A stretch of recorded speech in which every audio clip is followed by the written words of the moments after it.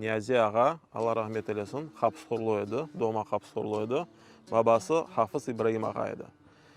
Dinci adam olğan üçün onu xorantasıyla beraber Ural'a sürgün ettiler. Onun için de Niyazi ağa ondan son Ural Niyazi lağabını alğan edi. Çok vakit geçmedi de anası yolda helak oldu. Ondan son Niyazi ağa ablasının ve babasının gizli şekilde Ural'dan bunda kaçıp geliyorlar.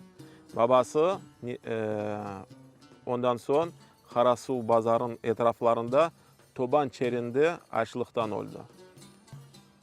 Yalnız kalgan Sabriye ablanın Niyazi ağa hapsxo'ra gelip bunda kaldılar. Niyazi ağa ondan son Nemsiye zamanında onu Nemsiler Almanya aldılar da onda çalışırdı.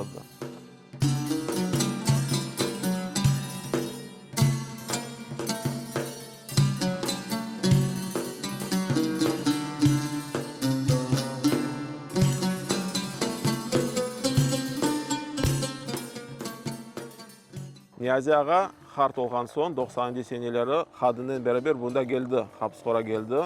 Biz onlara uzak olsa da kardeş olurdik, bizde kalırdılar. Ve 2-3 kere öyle sağ selamet olğanda geldi.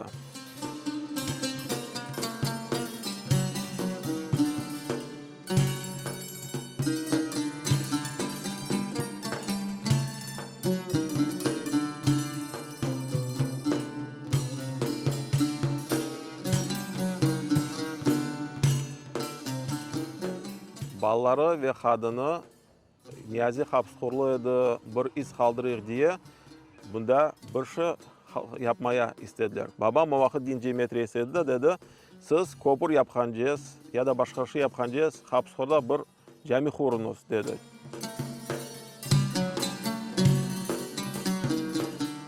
Endi 20 yıldan ziyade biz bu camiye katnayıp her gün 5 sefer ezan bundan okuluy.